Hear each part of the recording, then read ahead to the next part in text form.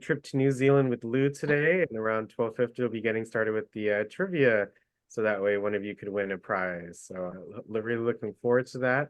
And the floor is yours, Lou. Again, so much for coming on. Thanks, Alex. Thanks, everyone. So again, if you have a chance to get out of town right now, you can take the red line to just about anywhere downtown and head towards the mall, and just so beautiful. I think today is still good. I think the rain's over, so try to get out if you can. All right, so let's start where we normally start. Let me share my video here, just a moment. Make sure you don't have that optimize option on, Lou. Oh, I know that. Yeah, that was a good lesson we learned. Okay, so I'm going to change this over to my screen share. Just a moment. And we're going to start out where we always start, at the Department of Aging and Community Living there on K Street and 5th. And we're going to walk to Union. Well, we'll get to Union Station, follow the train tracks, and then we'll go to, as always, gonna head to Dulles Airport because it's a big international trip. So we're gonna go over to Dulles, way over here. And then we're going to take off. There's Dulles Airport right there. And we're gonna take off. So which direction do we fly, folks, to go to New Zealand? West Coast. West Coast, yep, West Coast. So back in the day when jets didn't fly as far, you had to land in LA. So I went to New Zealand in 1985, and we landed in LA, and then we went to Hawaii, and and then in Hawaii you spend the day, and it's all part of the same airfare, so you get to stop all these places. And then from there we went to Fiji, which is right here, and the plane had to stop, put more gas in again. And then the plane from there went to Auckland, New Zealand, right over here. Nowadays, I don't think you can fly from DC to Auckland, New Zealand. I think it's still too far, but maybe not. Nowadays, the long-haul airlines will fly from Los Angeles to Auckland or to Australia, so you don't have to make so many stops, which really is not a good thing because, you used to get all the stops for free as part of your ticket. All right, so let's have a look at Auckland. Now let's start where we always start. So I'm gonna stop sharing for a moment, and I'm gonna start sharing my video. So we'll start where we always start, and that will be talking about the history of New Zealand. So let me share my screen, and here we go. Everybody can see that? Yeah. It sure is a pretty country, isn't it? And hopefully you can't see my bar anymore. No, you're fine, Lou. Go ahead. Okay, good. So I'm gonna play. Here we go. Oh, can everybody hear the sound, by the way? Maybe I didn't share my sound. Play the video, Lou. We couldn't hear anything. Still no hearing? No. No. Yes. I will share my sound. My mistake. My mistake. Yeah, My mistake. that option should usually be turned on, but just make sure just that option is on, Lou. Okay, here we go. Here we go. Can you hear now? You're fine, Lou. Go ahead. Pretty place, eh?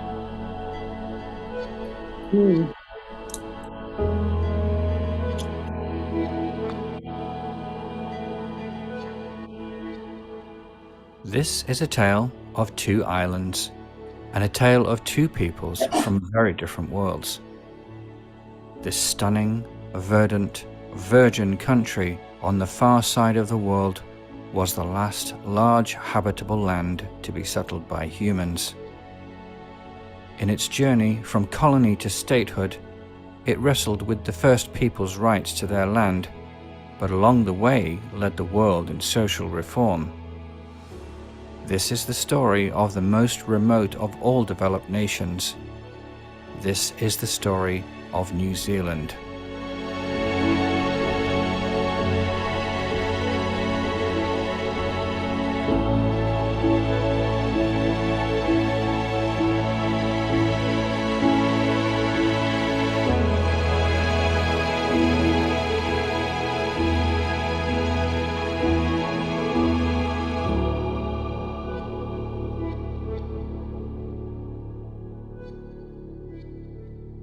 New Zealand is the most remote country in the developed world, sitting on the southwestern edge of the Pacific Ocean.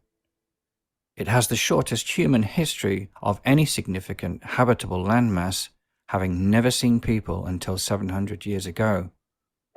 For a country so young in historical terms, the story that led to the New Zealand of today is surprisingly full of significant and unique events, one of a blending of European and Polynesian peoples, and how a colony finally matured into a country charting its independent course in the modern world. How it got there was not always easy, and many of the issues that dogged the merging of the peoples along the way still linger, but in their own journey, the egalitarian settlers of New Zealand led the world in social reform. In this, the first of 2 videos about the country, I look first at New Zealand's history up to the present. In part 2, I'll examine its national organisation and state structure and symbols, its physical and human geography, and lastly, its economy and culture. If you like these country summary videos, then please be sure to hit the subscribe button so you don't miss future episodes. Before the Middle Ages, no human had ever set foot on New Zealand. While this is understandable given its remoteness, it is still a remarkable fact that there existed, within relatively recent recorded history, large habitable places on Earth that had never seen people. New Zealand's discovery by the Polynesian explorer Kupe in the 13th century led to the last major habitable land on Earth being settled by humans. The history of the island's discovery was passed down through 40 generations of oral tradition commonly agreed upon across the tribes of the nation, and Kupe and his discovery are accepted by historians today as people and events that existed. Most of the Polynesian settlement of the islands occurred between 1320 and 1350 AD. Over the succeeding centuries, the Polynesians developed a distinctive culture that became known as Maori. Where once the early Polynesians had relied upon the land and sea directly for their sustenance as hunter-gatherers, by the time of the arrival of Europeans, they had developed agriculture around the domestication of sweet potatoes, yams, gourds, and other plants to supplement their traditional hunting and fishing. The demand for agriculture was in part due to the hunting to extinction of large game such as the giant flightless moa bird.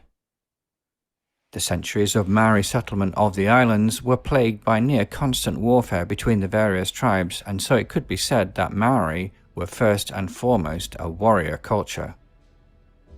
New Zealand was first seen by Europeans, entering recorded history in 1642. The Dutch explorer Abel Tasman had been sent on an expedition by the Dutch East India Company to search for new indigenous peoples to trade with in the as yet unexplored sector south and east of the partially discovered continent of New Holland, which would later be named Australia. On his voyage, Tasman was the first European to see the Australian island of Tasmania, after which he was named, and continuing across the uncharted Tasman Sea, he sighted the west coast of South Island. During his journey north up the coast, his fleet was attacked by Maoris who paddled out on their waka canoes, and 4 of his crew were clubbed to death. Perhaps it was this violent encounter which dissuaded further efforts to seek trade with the Maoris, as another century or more would pass before the islands were explored further, this time by the English Captain James Cook, perhaps the greatest of all maritime explorer mapmakers, who thoroughly documented the coasts of both main islands on his voyage of 1769 to 70. Initial peaceful commercial contacts followed in the succeeding decades. Trading of food, water and lumber in exchange for metal tools and muskets resulted in the musket wars fought between rival Maori tribes seeking dominance over those that did not have the guns. As a result of these wars and diseases introduced by the Europeans, the Maori population declined by as much as 40% in this time. Missionaries were also among the first group of Europeans to contact the Maori and saw rapid conversion of the locals to Christianity. But these missionaries also helped the Maori to transcribe their language into a written form, allowing them to document their oral history and traditions, and improving their ability to interact with each other and the outside world on legal matters such as land ownership. Informal settlement by runaway sailors, escaped convicts from Australia, whalers and missionaries resulted in a mixed ethnic descendant population, as there were almost no European women among them. But in 1839, the New Zealand Company of London sought to encourage families to settle by buying land off the Maori and selling on to settlers, primarily around the Wellington area. Further to the north in Auckland, settlement had been more informal, organised partly around retired British soldiers who would defend land bought from the Maoris, eager to sell in the hope of gaining protection from rival Maori tribes. Meanwhile, many of the Maori tribes themselves came together in 1835 to draft a Declaration of Independence as the United Tribes of New Zealand in a reaction against the Frenchman Charles de Thierry's plan to establish his own kingdom in the north of North Island, the British sovereignty by the British. Tensions over this mistranslation and abuses of land sales escalated in just a few years following the treaty, leading to a full insurrection of many Maori tribes that lasted for decades in what became known as the New Zealand Wars. This bitterly fought conflict of a tribal nation battling against a global empire with massive technological superiority demonstrated the considerable Maori resolve and expertise in the defense of fortified settlements that were often very costly to the British when assaulted. Significant amounts of Maori land were confiscated by the British colonial government during and following the wars in the 1860s and 70s, and amounted to over 4% of the total land area of the islands. The justification for the confiscations, in violation of the earlier Treaty of Waitangi, was to punish the Maori that resisted British rule, but in actuality many Maori loyal to the British also had their land taken, although later about half of this land was paid for or returned, but not often to the same Maori owners. The result of the wars led to considerable marginalization of the Maori population that, with the continued settlement of the British, now found themselves in the minority.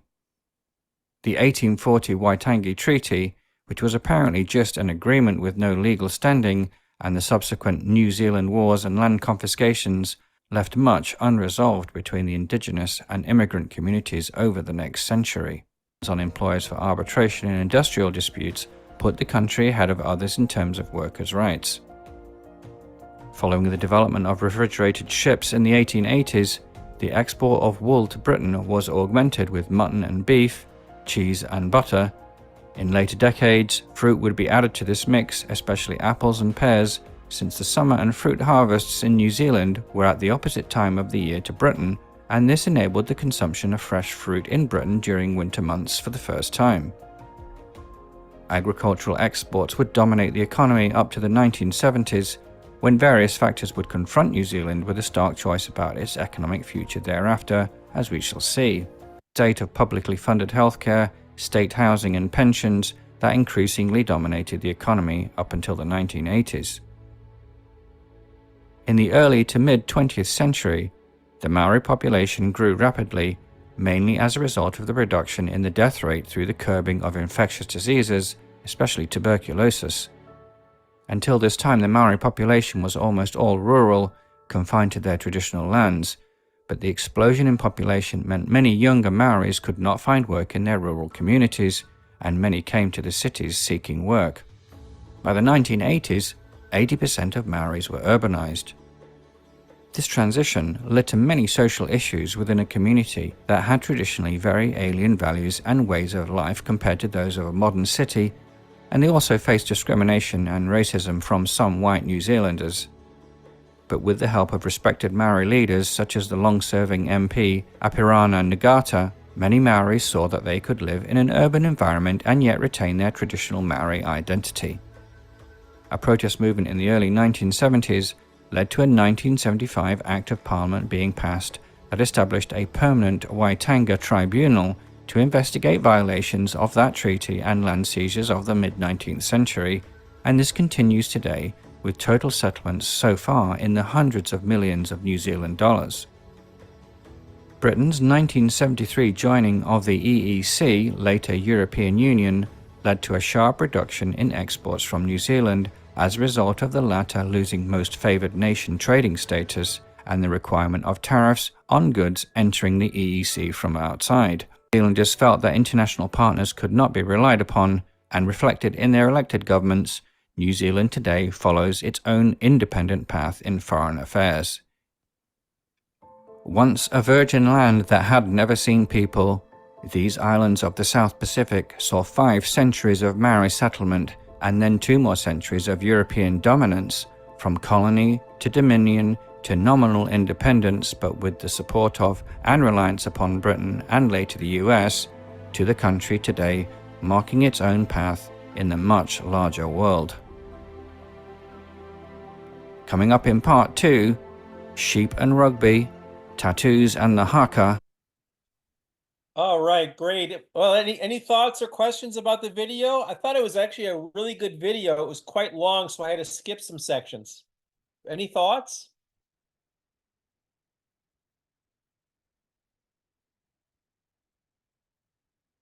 Well, I'll jump in. I was amazed that this is the last large landmass to be settled by human beings only 700 years ago. That was amazing to me.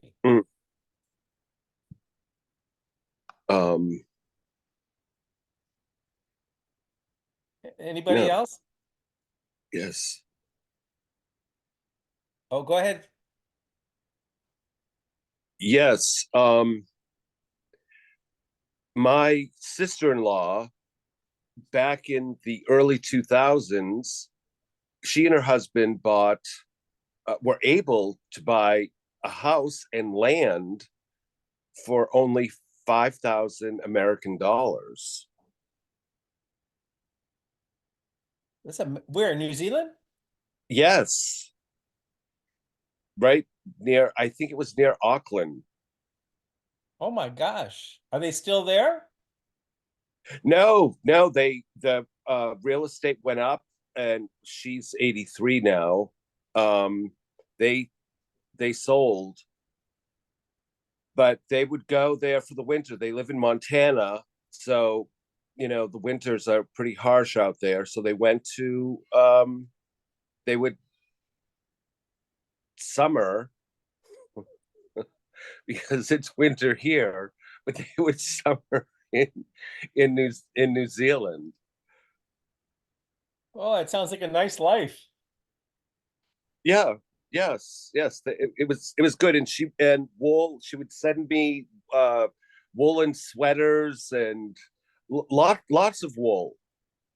Lots of wool. I got tons of wool. Oh, that's wonderful. That's great. Well, thank you, Frank, for sharing that. And any other sharings by the group? Okay. Oh, go ahead, Frank. You had more? Yes. She sent me currency from the Maori people, and it was wood, sort of oval shaped, maybe 11 inches by 4 inches. There was painted dots that were slightly raised, and she said this was currency with the Maori people. Oh my gosh. Yes, Wow. I have that. I wish I had it right now so I could post it or something, but I'm just beginning this. No, was that an antiquity that she sent you? That might have been highly illegal to do that, or was it? No. What it was not an antiquity. Okay. No, because I'm very aware of laws. I've been collecting since I was I'm 65. I've been collecting since I was 14, and I pay attention and I respect the earth, animals, and definitely I'm not into illegal trade. Is I don't care what it is. It's not good. Yeah. You have to respect each other. So I just wanted to share that. Well, thank you, Frank. That was wonderful. Absolutely. And anyone else about New Zealand? Any comments on the video?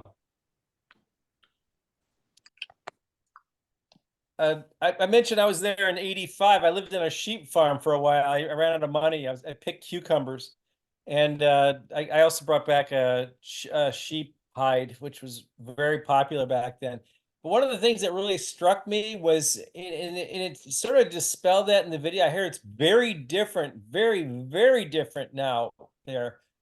But was really the discrimination, I mean, just very outright against the Maori people. Like the writings that you would see in the tourist centers were just openly, um, I don't know what the right word is, really painting the Maori to be like an inferior race.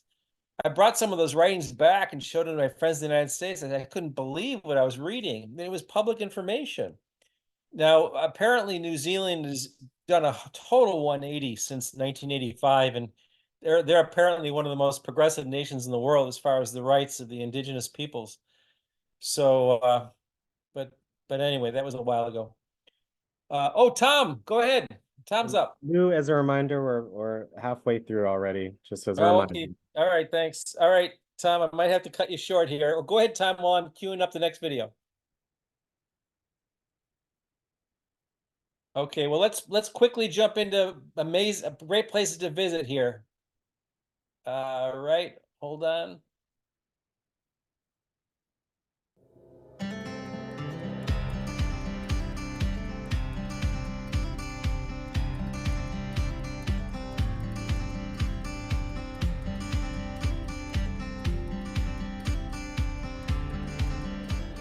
Comprised of two main islands, North Island and South Island, New Zealand is an incredible destination to discover. Packed with unforgettable landscapes, breathtaking scenery, and an unparalleled combination of lakes, mountains, and lush greenery, the island nation has to be seen to be truly understood. While touring New Zealand, be sure to give equal time to its lively cities and its more stunning natural landmarks. Here's a look at the best places to visit in New Zealand.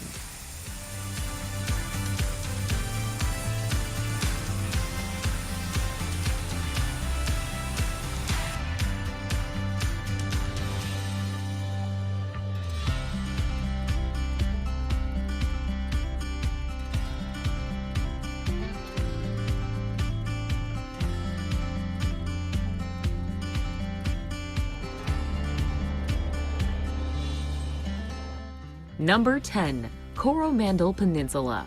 This northeastern peninsula is famous for its white and golden sand beaches that frame magnificent coastal scenery, forests perfect for days of exploration, and other natural wonders. Start your visit in Thames, a small but picturesque city with a rich history of gold mining. Don't miss a spot at Hotwater Beach, where visitors can dig their own hot pool from the springs under the sands.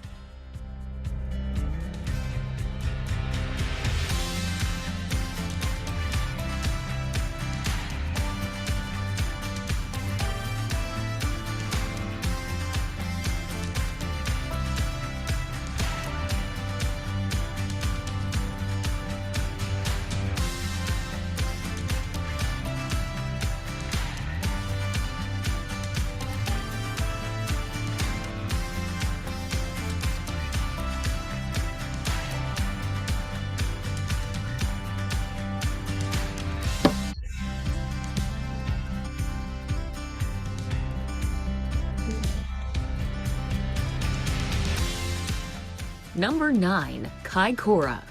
A picture-perfect coastal town situated a few hours north of Christchurch, Kaikoura is famous among visitors for its marine mammals, eco-friendly lifestyle, and its landscape that brings the country's stunning coastline shoulder to shoulder with its jagged mountains. Renowned for its fishing opportunities, the town is filled with activities to keep you occupied. Spot dolphins, whales, and other exotic marine species on a cruise, or join them with a wetsuit and scuba dive amidst some of the best reefs in New Zealand.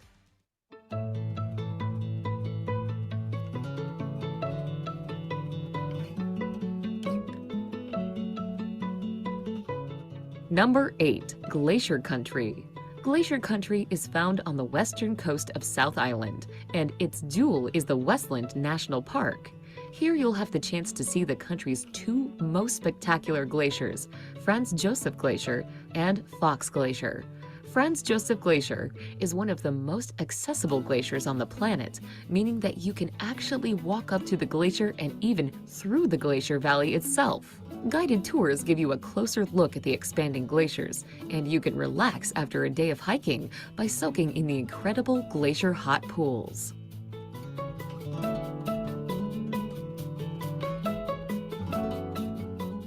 Number 7. Napier. Feeling somewhat like a wealthy seaside town in England, Napier is a charming place to kick back and relax with a romantic air about it. With lovely 1930s facades and some delightful streets to explore, its fantastic collection of Art Deco buildings is interspersed with some brilliant restaurants and atmospheric cafes. Napier has several gorgeous beaches nearby, as well as a fantastic aquarium to check out. The marvelous wineries just outside of the city are also well worth exploring.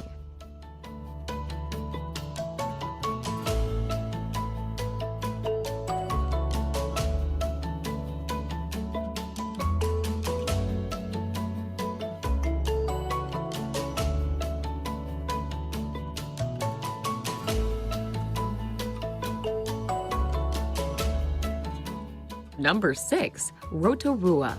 Lying on the shores of the lake after which it is named, Rotorua is renowned for its fabulous hot springs and geysers that are absolutely everywhere.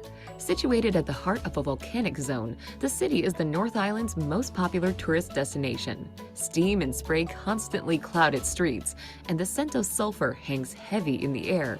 While its parks and nature reserves are home to vents, fissures, and lakes, a sizable Maori population invigorates the town with their art, culture, and history.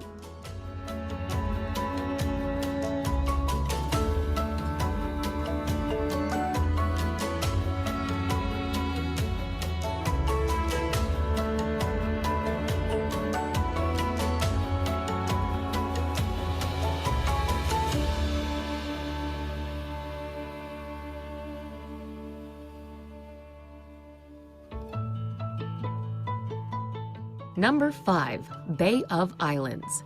The Bay of Islands is one of the most popular holiday destinations in New Zealand. The picturesque area contains 144 islands, many secluded bays, and some great sandy beaches. This beautiful bay has an abundance of marine life, including whales, penguins, dolphins, and the big marlin. Not surprisingly, it is a popular tourist spot for sailing yachts, on world cruises, and international sport fishermen.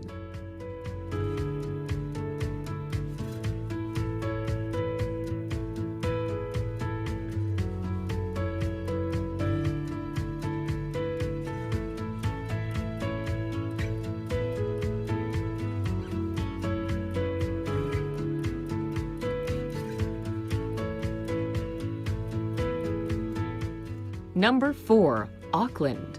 Known as the City of Sails, Auckland is the largest and most popular city in New Zealand. It is located on the North Island, and it is known for its vibrant culture and foodie landscape. For amazing views of this beautiful metropolis, climb the Auckland Harbour Bridge. If you're interested in learning more about the history and heritage of New Zealand, then be sure to check out the Auckland Domain, which is the city's oldest part. Here, you'll find great exhibits of Maori and Pacific Island artifacts at the iconic Auckland Museum.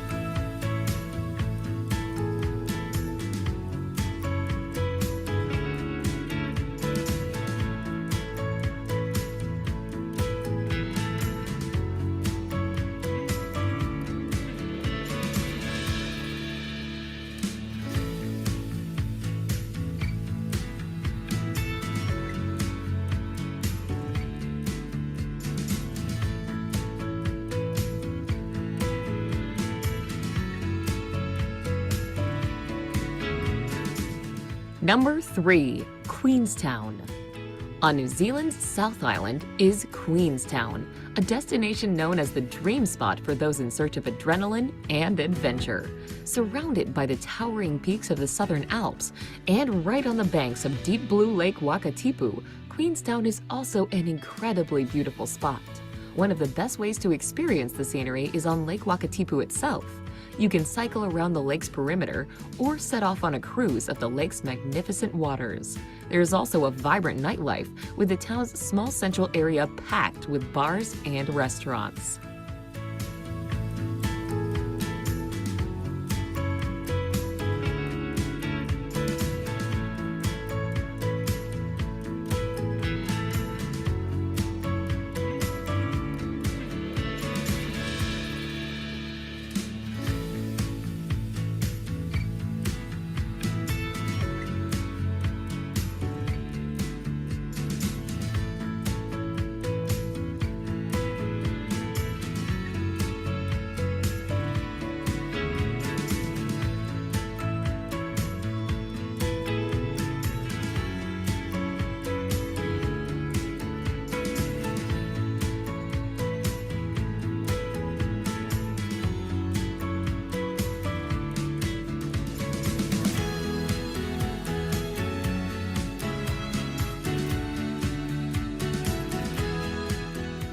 Number 2, Tongariro National Park.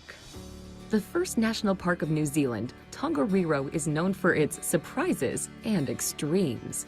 The park's diverse range of ecosystems includes tranquil lakes, active volcanoes, herb fields, untamed forests, and desert-like plateaus.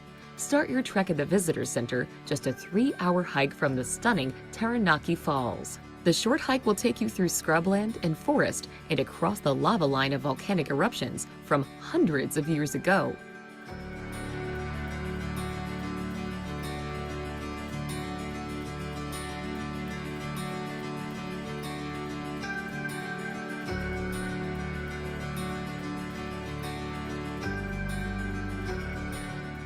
Number 1, Fiordland. One of the most scenic spots in New Zealand is the Fiordland National Park. Here you can set off on incredible hikes, fish for trout, or cruise on the spectacular fjords in the southwestern corner of the South Island. Milford Sound is the biggest attraction in Fiordland, and it is a true fjord created by a glacier. On a cruise through Milford Sound, you can spot waterfalls, admire the sheer rock faces towering over the water, and even see wildlife like dolphins and penguins.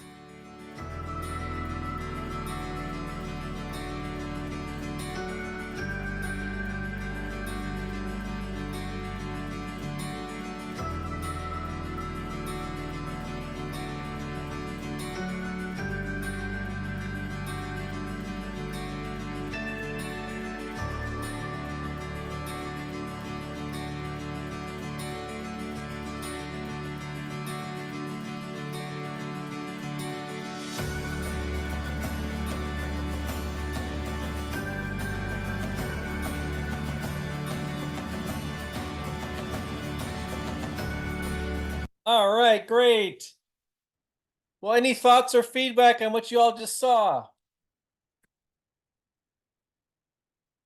Any places in particular anybody would like to go that you saw? Yes, Lou. I would like to go fishing in the land and the water to see the dolphins and to see the penguins. Oh, that sounds nice. I read that New Zealand has more species of penguins than any place else on Earth. Really? That's what that said. Anything else from anybody? Ann Dennis, go ahead, Ann. I would just like to go and be by the water. It looks beautiful, the beaches and all. The land just looks. It's just they had a lot of things in there that I would have liked to done. Of course, I can't do climbing anymore because I can't. You planning your next vacation in New Zealand? Sorry. Not sure. Sorry, Ann. That's okay, honey.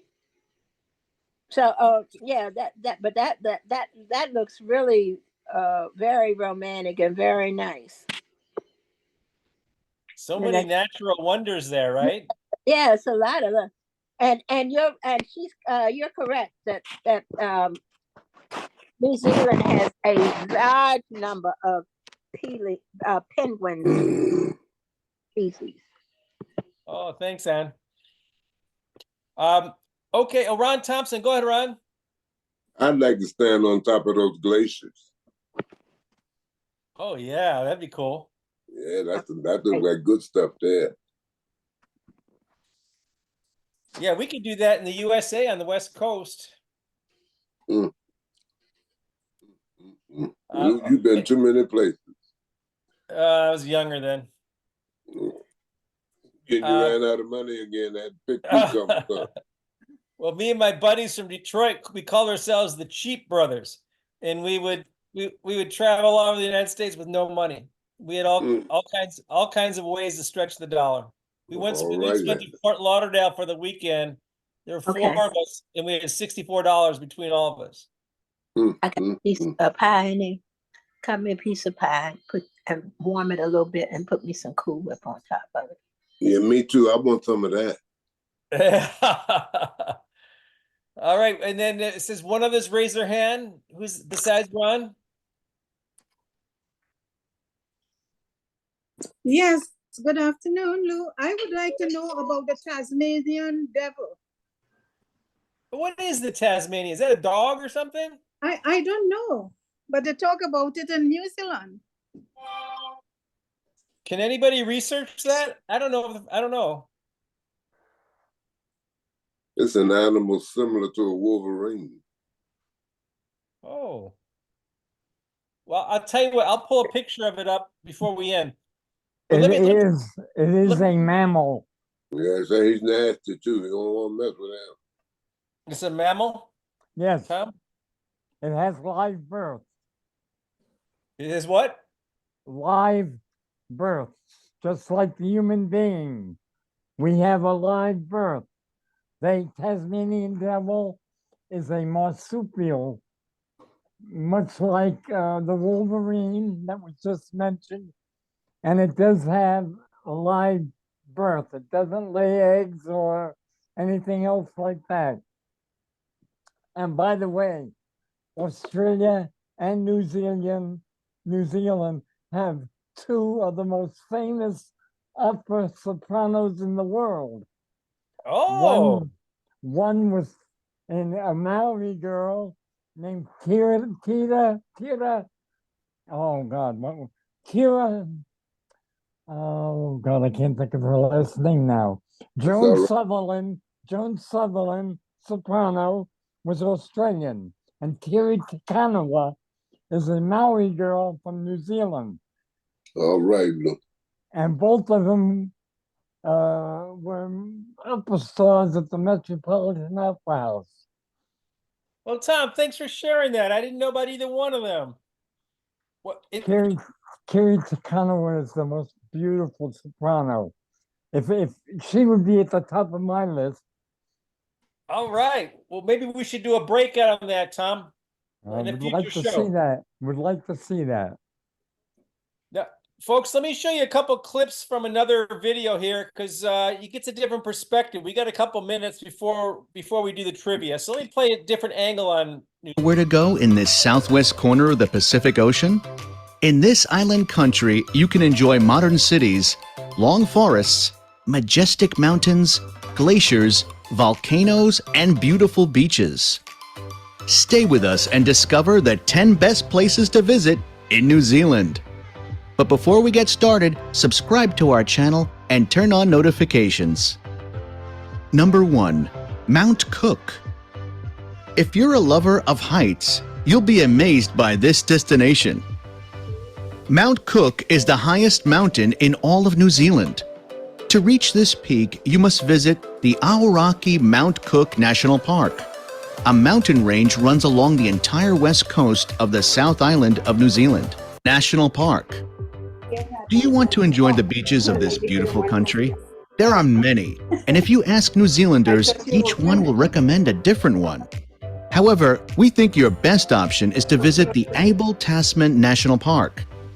Here, you'll find beautiful destinations to enjoy golden sands and turquoise waters.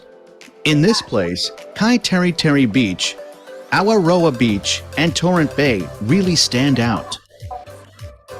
Are you a lover of fine wines? This country produces some of the best grape varieties in the entire world. There is the classic New Zealand Wine Trail, where you can tour the most famous vineyards. Hawke's Bay is the first stop on this route, Sound. A visit to New Zealand would not be complete without seeing Milford Sound. The writer Rudyard Kipling described this place as the 8th wonder of the world. That's why it's the most popular tourist destination in all of New Zealand.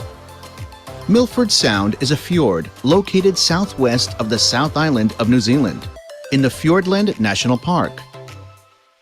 Milford Sound is breathtaking in any weather. Cliffs rise from the dark waters and mountain peaks touch the sky. The best ones are the waterfalls up to 1,000 meters. If it rains, the cascades multiply and acquire a magnificent effect. You can tour the place by boat, go kayaking, diving, or take a helicopter flight. Number 5. Waitomo Glowworm Caves. Cave lovers have good reason to visit New Zealand. In the Waitomo region, there is a marvelous place to explore. At Waitomo Glowworm Caves, you can observe stalactites and stalagmites. However, the greatest spectacle is the galaxy of native fireflies that decorate the walls of these caves. You can visit this place on a walking tour or by boat. If you're adventurous, we advise you to experience cave navigation where you will move, swim, and float in a rubber chamber. There is also the option of descending into the darkness by rappelling or ziplining. You can't miss this wonder of nature. Number 7. Fox and Franz Josef Glaciers. Don't miss this opportunity to visit one of the most accessible glaciers in the entire world. Fox Glacier descends through the Southern Alps to the Temperate River Forest, which is only 300 meters above sea level. Don't settle for a close-up view of this glacier. Join an ice hiking adventure and explore the whole place.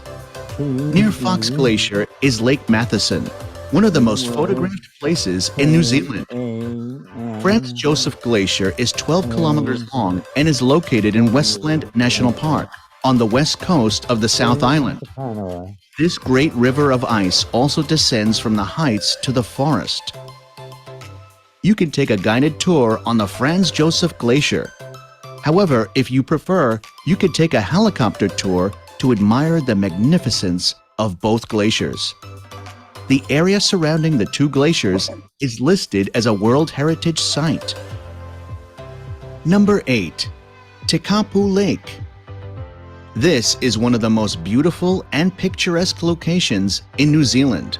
Are also available in Mata Mata. When you leave this town, you can visit Wairiri Falls, the highest waterfall on the North Island with a drop of 153 meters. From there, you can enjoy great views of the valley and the Waikato lowlands. New Zealand, a country where you can find untamed wilderness to rich culture, towering mountains, and mist-cloaked fjords. Beautiful golden beaches curled around quiet bays. Start packing and make your next dream destination here in New Zealand. Right, I wanted to play that other video because it takes another angle. Hey, at do what me there a is to see. favor, get up off that Justin so you don't have nothing fall. Yeah. That ain't for you to lean up on.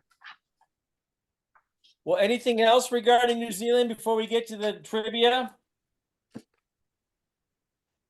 Okay, well, let's start the trivia up. So let me cue it up.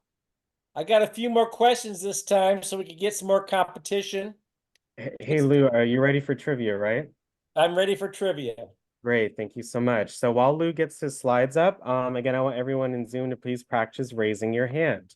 We will be taking the raised hands for these answers, and we'll have the same format where the correct answerers will be put in a wheel, and you will be potentially winning a prize if it's your lucky day. So we have 3 hands up. Thank you. You can raise your hand by hitting more at the top right of Zoom. And then you can hit raise hand, or if your Zoom had updated recently, you can hit reactions at the bottom and then hit raise hand. So let's see, we have about 30, 35, 37 folks on. Again, thank you all so much for coming on to today's session. And again, if you want to answer one of Lou's questions that he has, we'll go based on the order of your hands, and we'll be able to call on you and you unmute, and so on and so forth. So again, hit more and then raise hand, and then you can lower your hand by hitting lower at the bottom. So again, thank you so much for practicing that, and we can go ahead and get started, Lou. I'm looking forward to learning something today. Great. Well, just a quick comment on Australia and New Zealand. If you go to one, you probably end up going to both.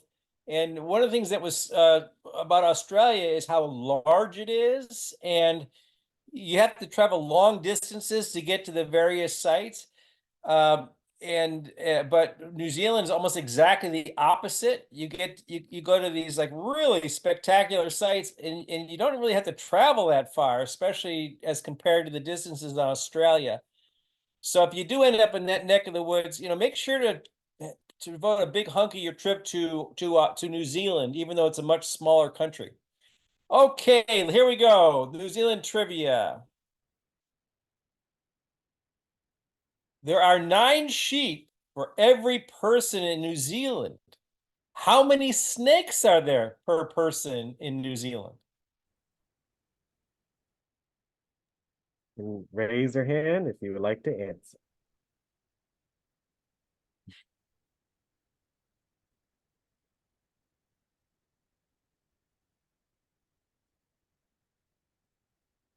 Any takers? Raise your hand. In Zoom. Crickets. Crickets. Looks like Tom's doing some research there. Crickets. I'll count down from 10, and then we're going to call it a. People can just guess. Just give me a number. It's your chance to win a prize.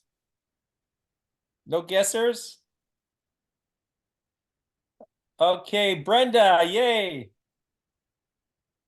Okay, I'm guessing 10. No, good guess, but less than 10. Good guess. Okay. Thank you, Brenda. Anybody else? Ron. We'll take 2 more for this question. Ronald, what do you think? 0. Yay! What? Good job. What? Yeah, Wow, did you know that, or was that a guess, Ronald? that was a good guess. Wow. Good job. Wow, man. there are no Great snakes job. in New Zealand. Well, I want to go there. I love that. Compare that to Australia. Australia has like 8 of the 10 most venomous snakes in the world are in New Zealand or in Australia. Wow, thank you so much, Ronald. You'll potentially be winning a prize, so hold on. All right, next question. The first person to climb Mount Everest was a New Zealander. What was their name?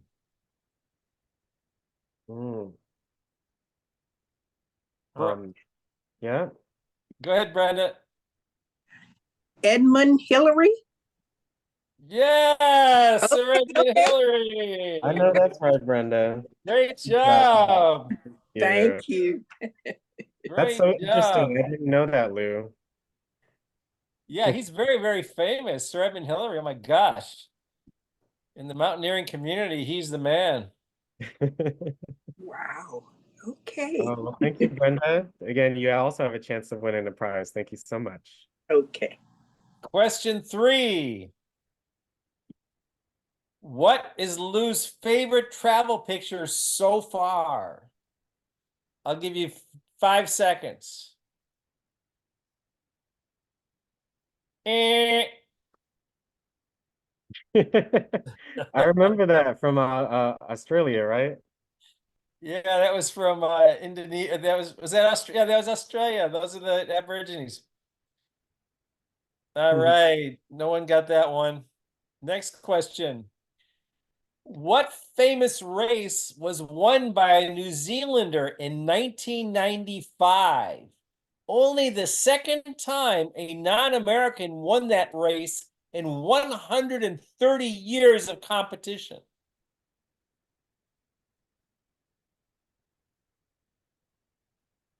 Oh, I knew, Tom. I knew you'd be this one, Tom. Had your name all over it. Go let's ahead. see. You gotta hit unmute, Tom.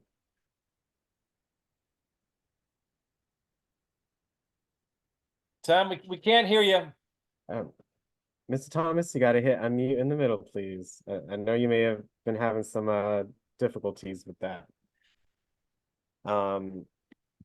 Again, you gotta hit unmute in the middle, Mr. Thomas. Was There it you go. the America's Cup? Bingo! sailing. Great No, that's job. fine, That Mr. Thomas. had your name all over it, Tom. Congratulations. Thank you so much, Mr. Thomas. Okay. And Mm-hmm. if y'all remember that back in '95, that was really big news. And New Zealanders are absolutely sailing fanatics. There's no more sailboats per capita in New Zealand than anywhere else on this planet by far. There are sailing fanatics down there. And when they won the America's Cup, that whole nation lit up. So here we go. What movie pumped roughly $200 million into the New Zealand economy?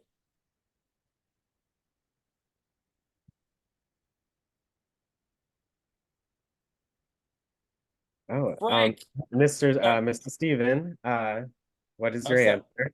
You do it. You lead it, Alex. You gotta hit unmute in the middle, Mrs. Steven.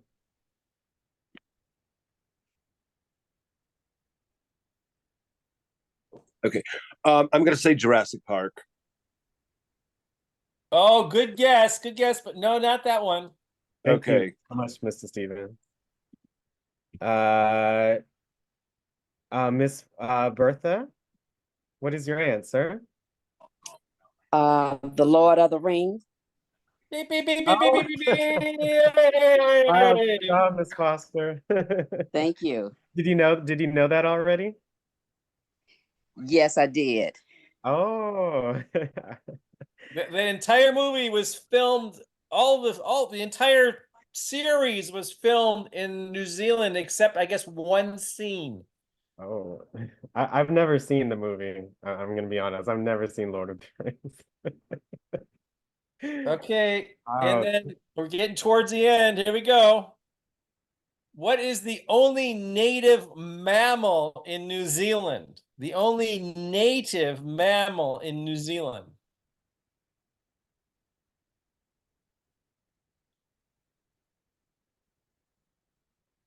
Alex, you want to lead it?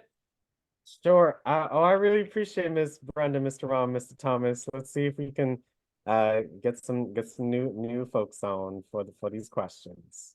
But I appreciate that so much, y'all. Anyone wants to be in the running for a prize today? What is the only native mammal in New Zealand? Any takers? I think any takers? Mrs. Steven. Well, I'll just say the wildebeest. I'm guessing. No, that's not what I have. Okay. Thank you, Mrs. Steven. Appreciate your participation.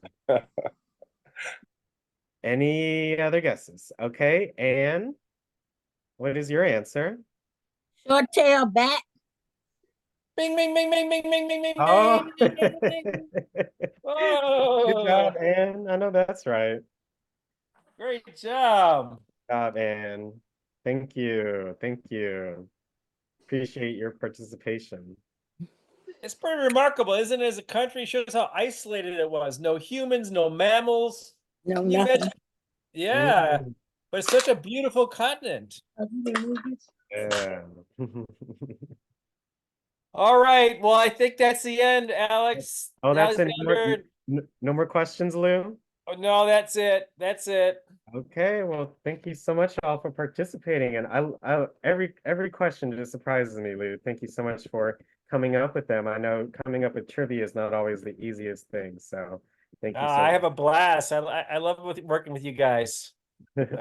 Amazing. Thank you so much. I'm gonna go ahead and we'll do our wheel as usual.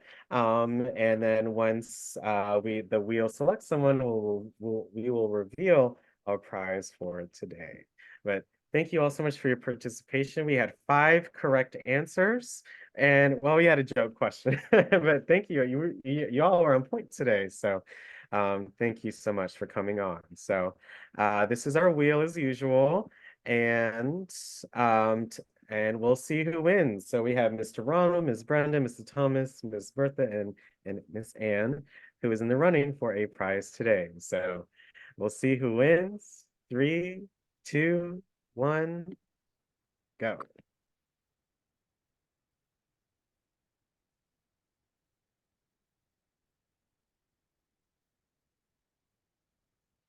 And Miss Brenda. Yay, Brenda! Brenda. Congratulations. Thank you. Let's highlight Brenda. Thank you. Good job, and thank you so much for participating as always, Brenda. Thank you. Thank you so much. You want some headphones today for your iPad and Apple devices. So Okay. All right. Thank you. no problem. And I appreciate all those that answered, and we all learned something new today, and that's the real prize right there.